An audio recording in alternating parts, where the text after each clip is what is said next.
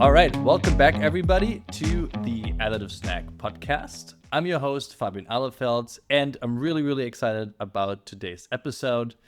We have somebody joining us that I've been meaning to talk to for a while, and a company that I've been meaning to interview for a while, and that is Tom Pomorski.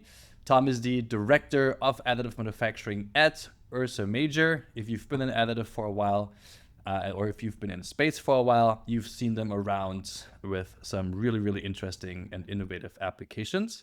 And therefore, I think we'll have a blast talking to Tom today.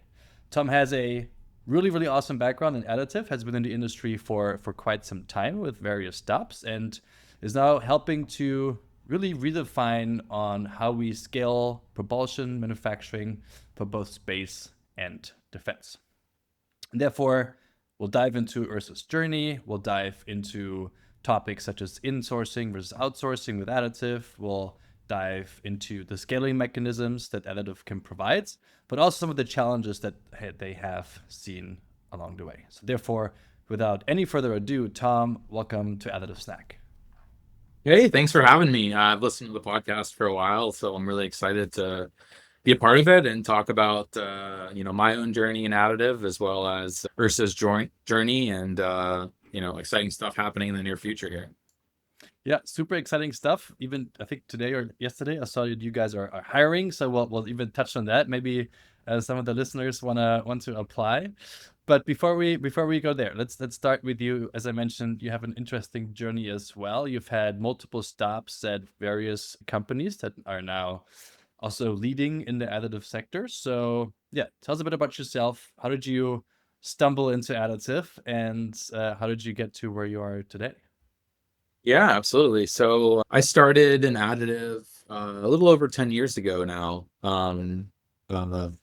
I worked for Bechtel Plant Machinery, which is a Navy contractor. And at the time, it was called Bettis Atomic Laboratory. Now I think it's the Naval Nuclear Lab. They got one of the early N290s, right when EOS upgraded the 280 to the 290. They got a really early one. So I think, it's been around for a little over 10 years. So, early on, I got my start. We were printing specimens for non-destructive testing. So my role was to do inspections on components for the Navy. We did mostly ultrasound. So we needed a way to manufacture pieces of components that had embedded defects in them. And so pretty unique application where you normally don't want defects in your additive parts, but it's actually really hard to make something with a known level of defect density or porosity in certain areas, things like that. But with additive, it's actually pretty easy to do. So we were developing these specimens, 3D printed, sections of components with embedded flaws and stuff in them. And, I really started to love additive through that role. And I really wanted to do additive full time. It was kind of just a part-time job at that point. Mm-hmm. And then so about 6 or 7 years ago, a really unique opportunity to Penn United, and I started their additive program. I was the first additive employee there. Cool. We had EOS M290 at the time, and I know I think you've had Jake on the podcast or talked to him. And so that program is extremely successful now. They have a really strong team there, and they're doing some amazing stuff. So I started a program there, developed a lot of the foundational processes and the initial certifications needed to print some of the early components for nuclear reactor applications there. And I've always had a passion for aerospace. I'm the typical person who's grown up as an engineer, always loved aerospace and space and follow space very closely. My family is all from this area, so I didn't want to move out to the Space Coast to be far away from there. So I saw a job popped up at Ursa Major. Mm-hmm. And it's actually kind of a funny story. So this was during COVID, and so I had applied remotely to the job, and I said, 3D printing rocket engines in Youngstown, Ohio. Oh, that's interesting. And it was all remote because it was remote. And I drove to where the facility would be, and it's nothing there. I was down. He says, "Is this real?" Like, I didn't actually meet anyone in person. Like, and I talked to a lot of smart people during the interview. I was like, so, it's not a scam. Like, what's going on here? So and at that point, Ursa didn't have that big of a media presence. This is about almost 4 years ago at this point. And so I was like, I'm going to go for it. This is like really my passion. There's a lot of cool stuff here. And I was the first dedicated additive employee at Ursa, actually. So that was about 6.5, 7 years into the company's history. I was the first additive employee, and I started our additive lab in Youngstown, Ohio. Like I said, coming up on 4 years here now. So from there, we got a partnership with America Makes to print GR Cobb thrust chambers. That was one of our most critical components and one of the biggest challenges in the supply chain. So partnership with America Makes and hosted by the local organization in Youngstown, the Youngstown Business Incubator. We started a small lab here.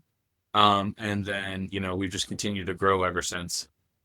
Super interesting.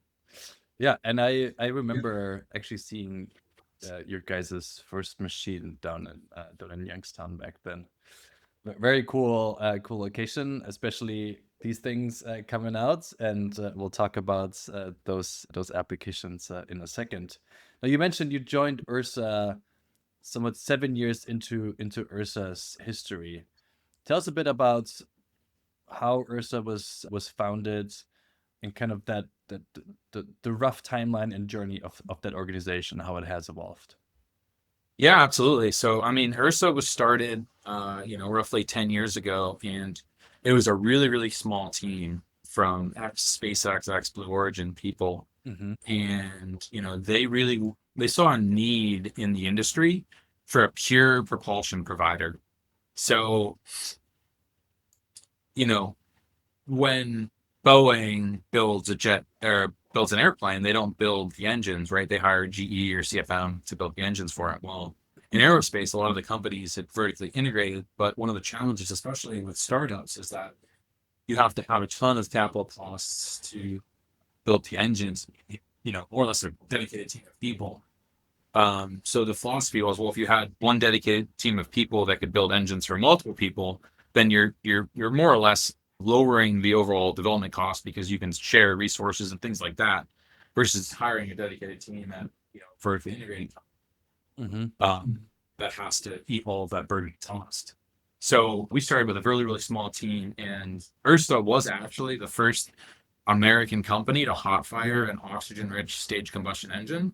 That's not well known, actually, because Blue Origin shortly followed with a much larger engine. Hadley's a pretty small engine, but it was a pretty big accomplishment, and that was really enabled by additive. So early on in the company's history, Ursa had outsourced all of our additive production through EOS service bureaus.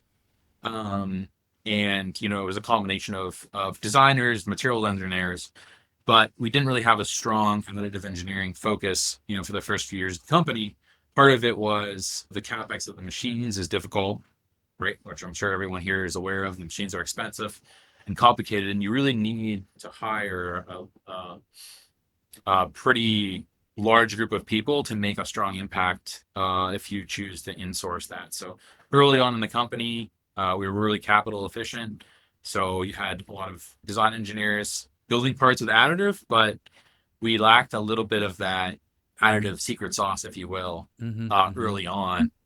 And that's what my team has really started to do over the last few years, develop a lot of that know-how, internal know-how and knowledge, and how we apply it to our components, and then feed that back in. One of the things that Ursa had really strongly is that iterative approach. So I like to say design, print, test, iterate is kind of our philosophy.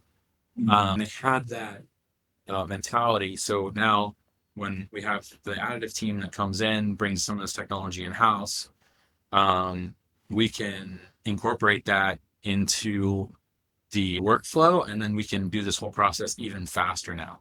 So we routinely will print components, post-process them, heat treat, machine them, and in 2 weeks from the time we hit start until it's on and it's fired right through it, which is just an insane timeline. That's crazy. Yeah. So 2 weeks from print to the test fire. Yeah. Wow. Incredible. So then you joined really to vertically integrate additive into Ursa's capabilities. What did you kind of take away from your roles at Penn United, at Bechtel, or I don't know how did you pronounce Bechtel? Bechtel. Bechtel, yeah, the American. Okay, Yeah. good. I pronounced it German. So what type of capabilities and learnings did you kind of take with you to kind of jumpstart that integration? Because that's not an easy feat to get that going. Yeah, there's a couple things. So one of them is because I got a unique experience to start an additive lab from scratch. I really got to learn from the ground up. So, a lot of people that have been in the industry for a while have learned from other people and have, both good and bad, taken habits that have been passed down through organizations and whatnot, where I really had a blank canvas to start from. So I got a really unique opportunity to have a playground of building and testing in that environment to see what works, what doesn't work, what are the challenges, to really, really understand the core, physics of additive, as well as a lot of the practical challenges and limitations around like complex models and file sizes. Like these things, sound kind of silly to say out loud, but like we're still fighting them. Like, with how powerful computers are, there's still big processing challenges when you go and make something that has really complex lattice or tons of surfaces, things like that. So understanding model limitations, how to iterate the full workflow. And then the other big thing, which I'll hit on today, is how important the qualification quality is. So one of the reasons that additive has worked so well at a company like Penn is that they had a very robust quality system already set up for the nuclear industry and for other industries. So, I know one thing we're going to get into is like the 5 star. So one of the biggest challenges is incorporating that quality system into the additive program. So like whether it's ISO or AS9100 100 or NQA1, which is nuclear, it's super important when you're building all of your processes, procedures, spec sheets and process sheets and things like that, that you're building them in a way that they can be compliant with these certifications and quality management systems, because all the customers that are, flying at the start line are going to require you to have that's very quality system. And when starting from scratch, it can take years to develop that. So if you want to get machines and start printing, to start really on day one, because that's probably going to be the critical path to printing flight-worthy parts. So because of the regulatory environment for those parts, I got a really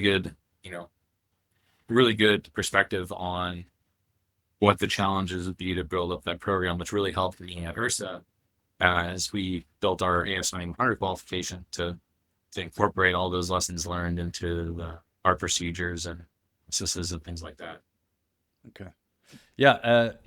Also, something that we don't talk too much about in the additive space is the challenges of setting up the quality management systems. And I'm sure that also, you mentioned earlier that one of the reasons you guys wanted to integrate additive is also to own the secret sauce, to really probably dive super deep into the process. What does that mean for Ursa in let's say in a competitive advantage, but also from a performance perspective? Like what does that mean? Yeah, so that's a great. You as a company, but also for your applications. Yeah, that's a great question. So, the physics of rocket engines barely work as they are. So you can imagine that the components are all very complex, and all of the geometry is very critical to the part. You have multiple combustion devices on the rocket engine for rotating machinery.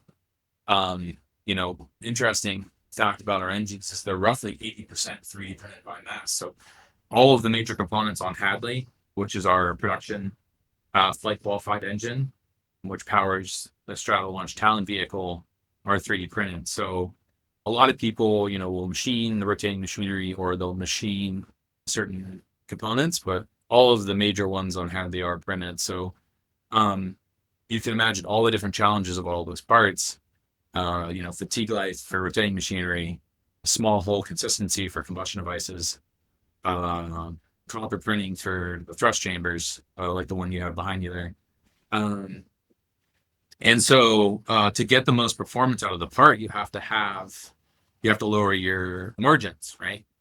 And to lower your margins, you have to improve the manufacturing consistency, so that you get the same features across many, many parts. Because I like to say that it's really easy in additive to build one or two complex parts. It's really, really hard to make 20 of the same complex part. And even now, with all the technology we have, it's still a big challenge. So what we realized pretty early on as we started to vertically integrate was we really need to tune all of the processes for the types of parts that we want to make. So like the parameter strategy, even down to the modeling strategy, we model 3D model in CAD combustion device parts differently than we model thrust chamber parts. And that level of detail enables us to fine tune the entire process, one, for that rapid iteration that I was telling you about, and two, that we can refine all of the parameters to build the critical geometry features in the parts so that we can build a lot of the parts that meet the really stringent performance requirements that they have. Interesting. So really it's enabling complex geometries at a material performance level that is acceptable, but doing that repeatedly at scale from one platform to the other without scrap. Yeah, so you really hit on the key thing there in that enabling these complex geometries at scale is still really, really challenging. So because you have to maintain these really, really tight feature tolerances, through machine PMs and machine upgrades and different powder lots and things like that. So, just because you can make a handful of components doesn't mean that you can make 50, 100, 1,000 of those parts. So what we're really focusing on at Ursa and everything that we do is that how do we scale this? Like even from, we still print very, what I call devy stuff, which is just like throw something on a printer, see what you get, and sometimes test that. But really early on in the design process, we're thinking about how do we build 100 of these parts? What are going to be the challenges long term? How do we tune both the modeling approach, the additive process, and the quality and acceptance requirements? And we're thinking about that from before the design's even done. And we found that super important, again, because if you get a part and you test it on a rocket engine and it works out really well, if you didn't develop it with a robust process on the back end, then it makes that scaling 10 times more difficult because you have something that works, but how do you make a bunch of that same part? So that's probably the biggest takeaway from the vertical integration is making sure that we have all of those different critical variables, we'll call them, and what are the things that we need to control early on in the design process to enable that printing 50, 100 across multiple platforms. Big challenge, but awesome challenge to get to work on. And you mentioned now scale, and you mentioned, you were the first additive engineer at Ursa. You were probably there when I first peeked over in Youngstown and saw the first M4-4. How big is your team now? How many systems do you guys have across various platforms? Like I mentioned, I saw you're hiring 3 more engineers. So how has that additive growth journey looked like? Yeah, so we're up to 7 machines now, and we are planning to purchase 4 more over the next year. And combination of single laser and higher productivity systems. So we're gonna have a pretty high productivity lab in Youngstown over the next year, and like I said, we're going to print a lot of really exciting components at scale. This is probably a good time to bring up one of the scalability challenges and how we're addressing it is how do we build these complex parameters tailored for the different machines and platforms, and then how do we enable scaling? And so about almost a year ago at this point at ICANN last year, we had engaged with Dendrite, and Dendrite showed us a different approach to developing these complex scan strategies and a qualification approach. And we realized immediately the value that it would have on helping us address some of the scaling challenges. So we had engaged them, and then we had brought some ideas to EOS towards the end of last year, and we started this really awesome collaboration between Dendrite, EOS, and us to develop a lot of these custom strategies for our EOS machines. And that process has yielded extremely positive results, printing really complex scan strategies in a way that we can scale them effectively. Interesting. Can you elaborate on that process a bit more? How do you, right from maybe throughout your whole process chain? When do you think about scan strategies? How many DOEs do you need to get to a solid a strategy that you guys feel comfortable with? What does that process look like? That's a great question. So one thing I want to mention is that a lot of the complex additive strategies, we'll call them, have been developed in academia for a long time. There's a lot of awesome papers, a lot of universities like Fraunhofer and UTEP in the US doing amazing things. One of the challenges that there hasn't been a really good way to scale those technologies, those processes, to a wide range of different geometry. So I like to say that, the actual parameters, like the values to build complex geometry, so we're talking overhangs, small holes, combinations of the two, the parameters are actually pretty easy. The physics is decently well understood. But the challenge is, how do you build a robust process so that you can apply these strategies to a wide range of parts, right? I mentioned combustion devices, rotating machinery, housings. They all have different needs and requirements. Well, you can't take hours and days and weeks even to set up a new build, a new design, when we want to iterate in weeks. It doesn't help if it takes you a week to set up a complex build. So that's where we really found Dendrite enabling this capability, where it's basically a set of Python APIs that you can build a custom slicer, custom functions in.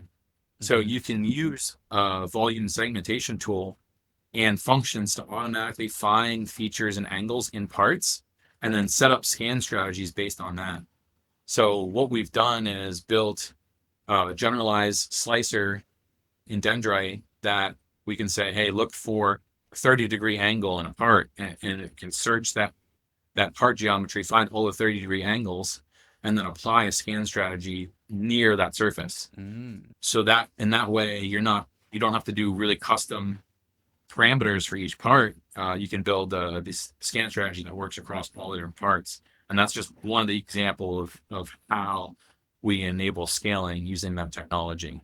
The other thing is you can build in, again, automated algorithms that can track differences between machines. So a great example, the gas flow configuration on an EOS M290 is different than an EOS M400.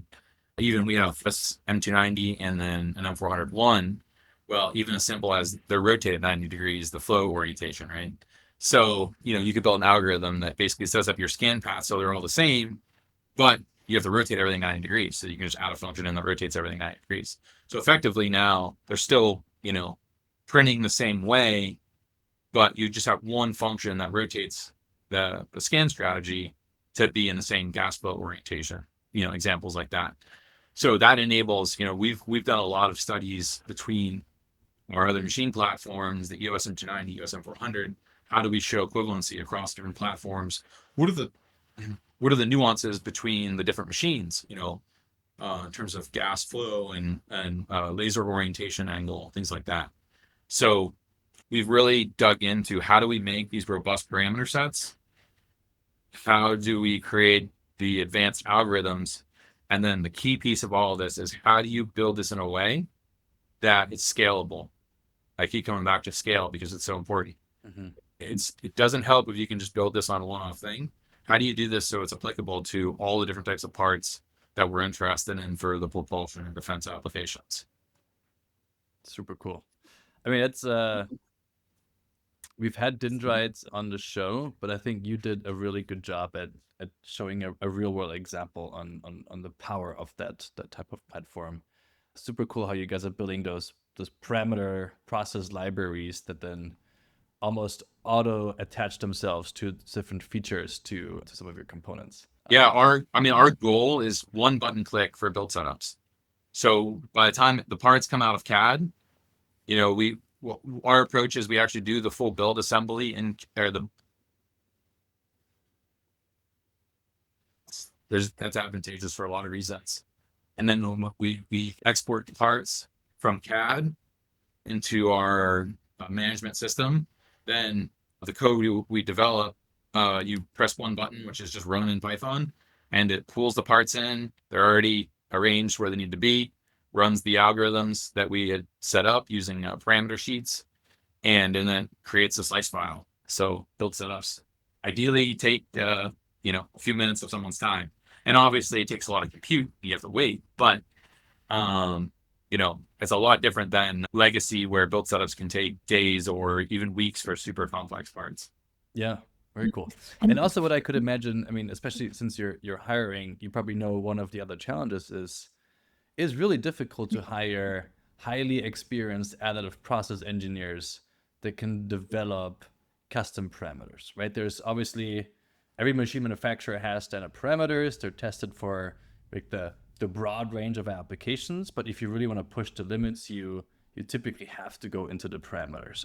And at least from my experience, it's very difficult to find highly experienced engineers there. So is that also a way for you to circumvent that problem where you have certain expertise within an established team, probably also within yourself, but you don't need to get everybody to that level that some of you guys are? Yeah, that's an excellent point. I mean, hiring is one of our biggest challenges in general. We've gotten super lucky. We have some really foundational members on the team here that are local to the area and both have passions for operations and for additive parameter development. But what we're really looking for people is passionate, talented engineers and technicians that really have a hunger for learning. That's the biggest, most important thing, because the technology stack that we've developed is pretty unique from what I've seen in the industry. Mm-hmm. So, having additive skill legacy experience is important, but, we're really building a full library up in Python from the ground up. So it's super important to have Python experience. It's super important to have materials experience, but they don't necessarily have to be additive specific, because we have resources internally to train and to teach. And we have so many components and data, both on material data as well as actual engine performance data internal to us that we use as teaching resources. So we have a really good internal training pipeline. It's really just finding those people that have that passion for manufacturing difficult components. And with that passion, then, with the team here, we have the ability to train and develop those engineers. So, number one, most important thing is that desire for learning new things and that passion. And the rest, we'll teach anyone that's interested. Yeah. And you guys are lucky in two ways. One is you have a really awesome technology that I think a lot of engineers want to get into space. This is exactly what is exciting, but also you're very close to an incredible university that has one of the leading additive programs and equipments, at least in the industry, and that is Ohio State, right? So from that perspective, you guys are really perfectly located. Yeah, we have an intern from Ohio State, and we just hired another engineer out of the additive lab out of Ohio State. And then local to us, Youngstown State has an excellent manufacturing program. And then we've also hired from Ohio University. So, three things that are great about this area are low cost manufacturing. So manufacturing space is very inexpensive. Electricity, utilities, like everything here in Youngstown is very inexpensive. The state of Ohio has been very supportive of us. And then we have really, really strong talent pool because of all the universities that we just talked about. And the third thing is there's a lot of legacy industry here, which is super important. So like our heat treat vendor is 20 minutes down the road. HIT vendor is 45 minutes down the road. Power suppliers are, all within a few hour drive of here. So we have really the supply chain ecosystem we need for the post-processing. And then also, the talent pool from the universities and technicians from some of the legacy manufacturing that are all here. Plus, we have the support of the community. Our collaboration with American Makes has been very strong. Collaboration with Youngstown Business Incubator has been very positive for our growth. One additional thing I'll say is that the other thing that we've really been pushing on is that increased collaboration between not only local here, but across the entire aerospace and defense industry. So I've been working on some community outreach things, and I'm going to use this kind of as a platform to promote that we really want to help encourage, especially the U.S. Defense industrial base and aerospace companies to start collaborating more. And if you come talk to me at conferences, I'll be at ICAM presenting really interesting work about cross-platform manufacturing, presenting about cross-platform component manufacturing and additive.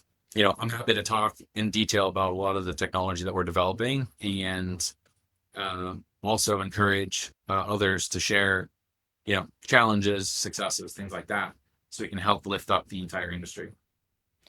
Yeah, super important activity that you're doing, right? I talked to ASTM actually yesterday, also for this podcast, right? And I think there's a similar sentiment there, right? Sharing data, sharing information within the industry in order to lift all of us up to the next level. I think that's a very, very important piece of the puzzle that you're trying to solve there. Yeah, absolutely. One thing we haven't talked about, and I'm curious to learn more about, is just in general Ursa's product portfolio, right? And how has that evolved over time? Also, possibly due to now insourcing additive and gaining that expertise in-house. Yeah, that's a great discussion here. So we have a few main products from pretty early development all the way up through production and flight. So we're really focusing on two categories. So liquid propulsion rocket engines and then solid rocket motors.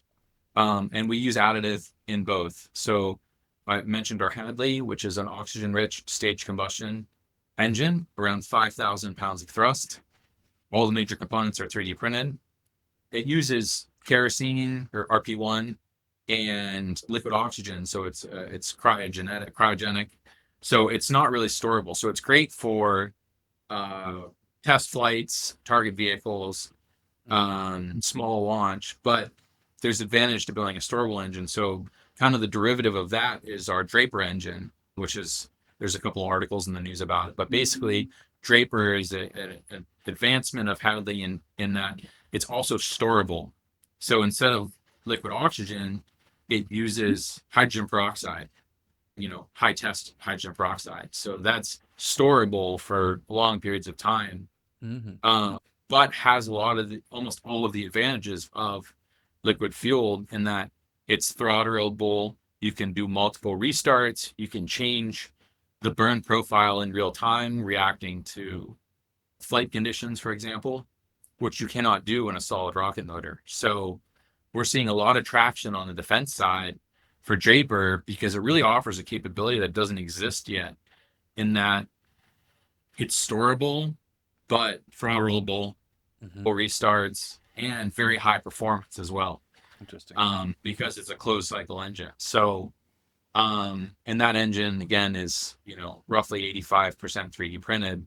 And really it's only possible because of additive and the lessons learned from Hadley. And then we also have some larger rocket engine programs right now that are still in early development. We're developing the core technologies, materials, and processes needed to develop those engines. And we've built subsystems of all of, think turbo pumps, injectors, pre-burners, things like that for larger engines.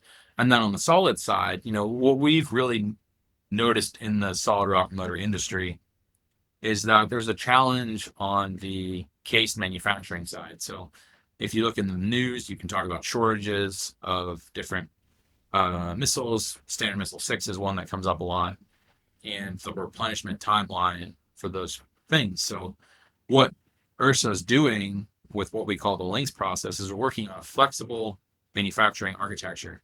And that's really only possible with additive, so that we have a unit cell, which has, additive machines, has tooling for different steps in the process, such as insulation or case manufacturing, bulk case manufacturing. And then we integrate that all together so that we can build any size motor with the same set of equipment. So we can build a 5-inch motor or a 10-inch motor or a 20-inch motor, all with the same set of equipment, where we print certain components that combine a bunch of different, typically traditionally machined components that are built on an assembly line all into one piece.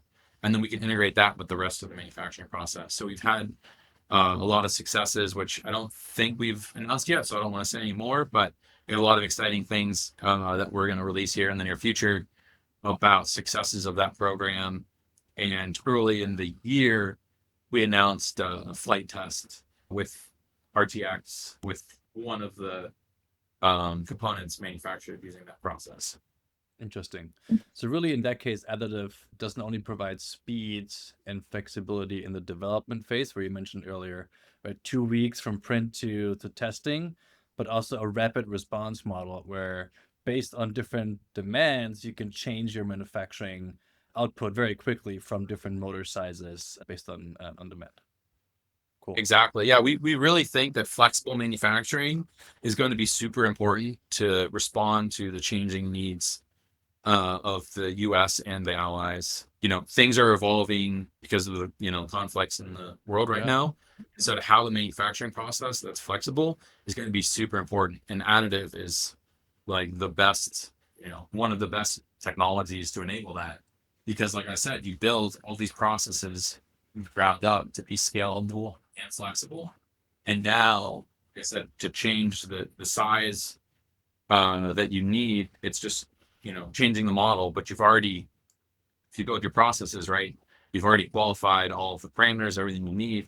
You're just making something bigger. And there's some nuances there, but it really shortens that time from having to build an entire assembly line to build these parts. Super cool. And not only interesting for folks in the defense space, but also in conventional manufacturing. I mean, we see supply chain disruptions there as well. We see faster changing demands due to various reasons there. So I think it's really awesome to see that you guys are leveraging additive for that factor as well, and that you've really localized your supply chain so heavily, which is I think also a super cool story. Let's talk a bit about the future from various angles. What type of developments are you excited about in the additive space?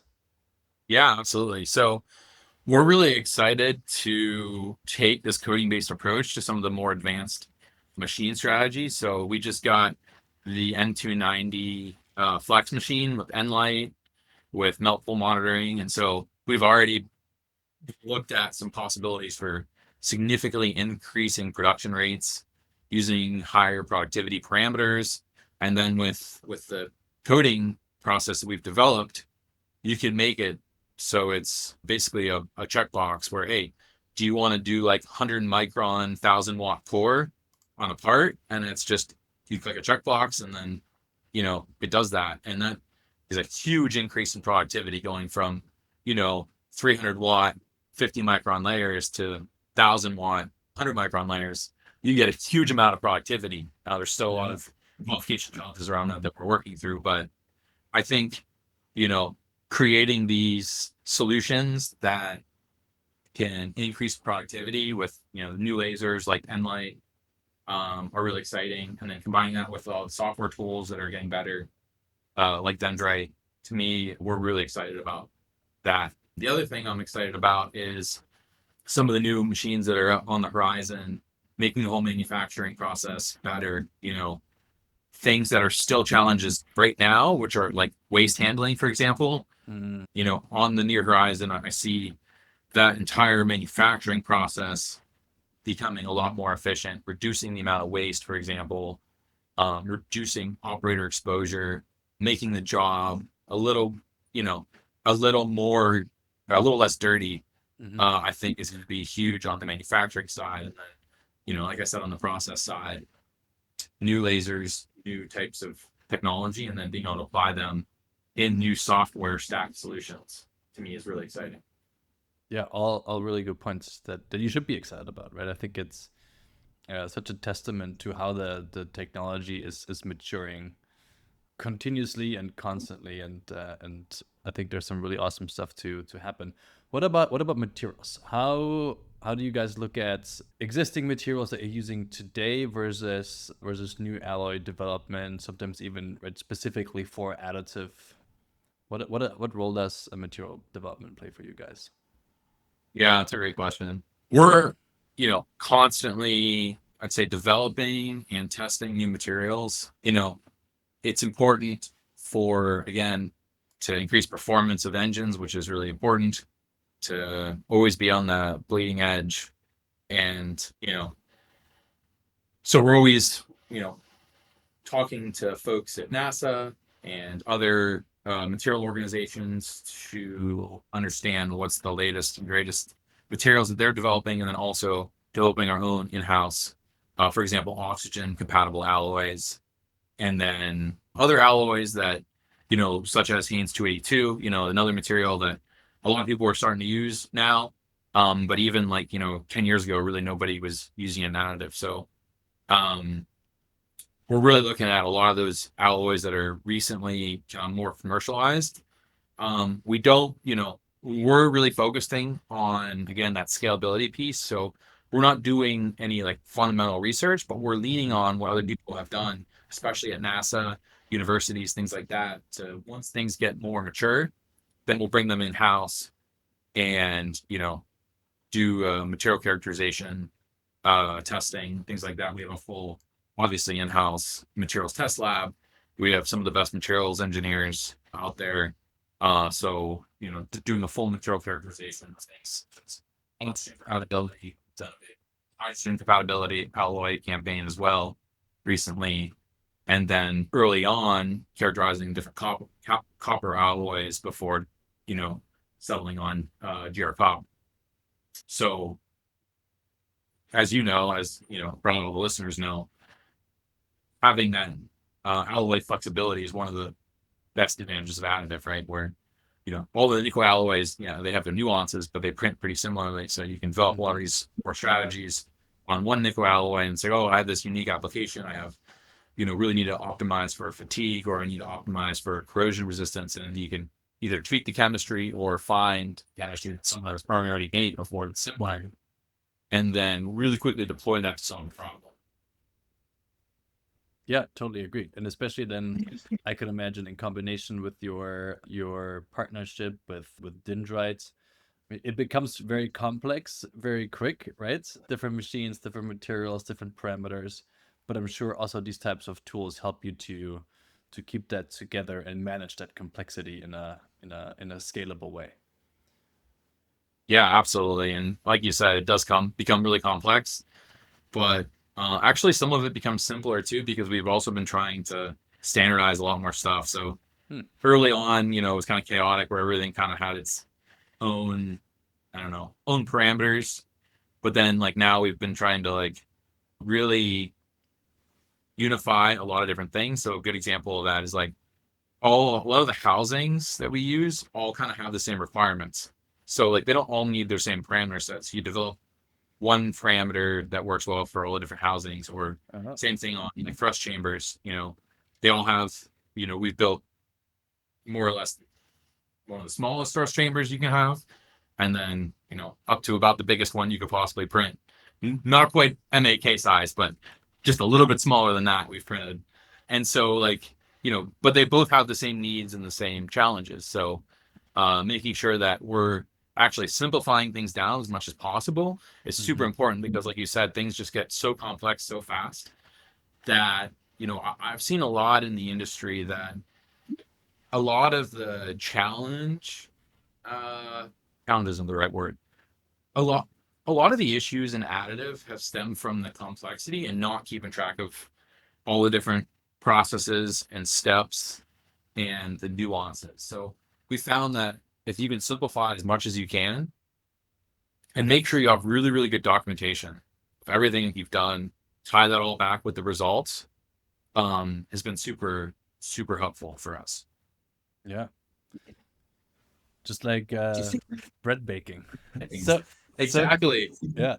So many different variables and nuances, and you gotta trace it back if you have a failed outcome. What's next for you guys? You mentioned new equipment. You're hiring. What's on the near and long term horizon on the growth story of Ursa Major, especially regarding additive? Yeah, absolutely. So, like I said, bringing more machines in house, hiring more people, and then over the next year and a half, we're really focusing on scaling Hadley, Draper, and solid rocket motors.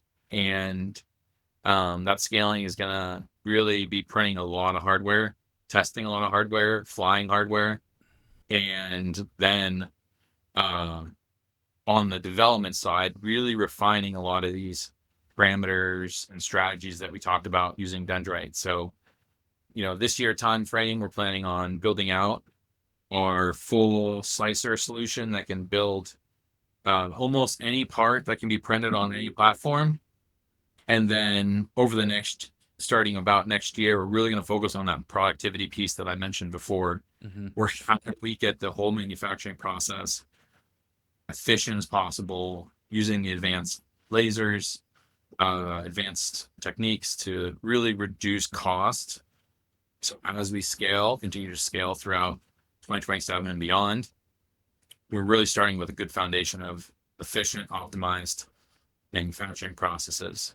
And then the final piece that we're really, really focused on is how are we qualifying these really advanced techniques? So I've been engaged in a bunch of different committees across the DoD and private industry to really figure out like what's the next generation qualification approach look like. And in my opinion, really needs to shift to a physics-based approach versus a bulk mechanical property approach that a lot of people do, because all the parts that we have, the failure modes are not at all related to the bulk mechanical properties. I mean, obviously they have to be good, but the failures are typically related to things like issues with surface finish or defects caused by laser stitching, for example, or thin wall challenges, stuff like that. So a lot of these things they can't really be validated by the classic approach. So we've also been spending a lot of effort thinking about how do we develop these strategies, and then how do we qualify them, using non-dimensional physics-based approaches. And then, in the interim, how do we build a bunch of different geometry using these advanced parameter strategies? How do we characterize them? And then how do we make sure those strategies are being applied to our parts in a proper way? So awesome. Lots of work to do. For sure. It's not going to be boring at Ursa. I got one more question for you, which is, you have gained so much experience now scaling the operations, not only at Ursa, but also at Penn, at Bechtel. What is your number one advice to somebody who maybe has one piece of equipment they got a contract or they're going after a contract that means scaling, growing a team, growing equipment. What's your advice to somebody like that? I think my biggest piece of advice is to really take the time to learn the foundational aspects of additive. I think, what I've seen, mistakes that others have made is that they've kind of tried to run a little too quickly when they get seen. It's exciting, get seen. You may have small contracts, building parts.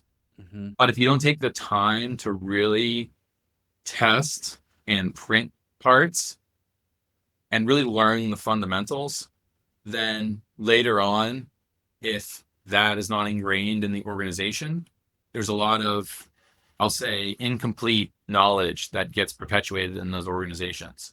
So I know people want to scale really quickly, but my advice would be patient, Mm-hmm. make sure that you're learning those fundamental additive skills that you need, make sure your workflows are efficient. Like I said, we're thinking about how we model parts. It's different for additive parts. So these are all the things that it's worth spending the extra time on before you go and try to scale, because it's going to be really hard to do when you have a bunch of machines and you're trying to make parts. And those little things will really come back to bite you in the future, because the efficiencies stack as you get more and more machines. So Great advice. Wait a little bit longer than you want, develop those processes, learn the core physics and first principles of additive, and then off to the races on scaling. Yeah. And that prevents you from,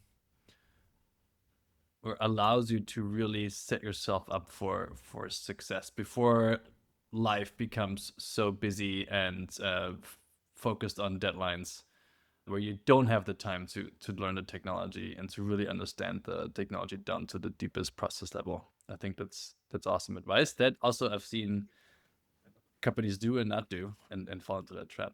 So yeah, appreciate it. Yeah. Tom, it was super awesome to have you on the show. Like I mentioned in the beginning, I've been following your guys' journey for a long time now. I think you've done an awesome job, not only building Ursa's additive program, but also being advocate for the technology and really sharing a lot of very deep expertise and advice with us today. So I really, really appreciate you jumping on with us today. Yeah, I was really excited to talk to you. It was a great conversation. Really, thanks for having me on. Awesome to have you, and I hope I'll see you probably either at some America Makes event or ICAM or the next additive conference that comes around.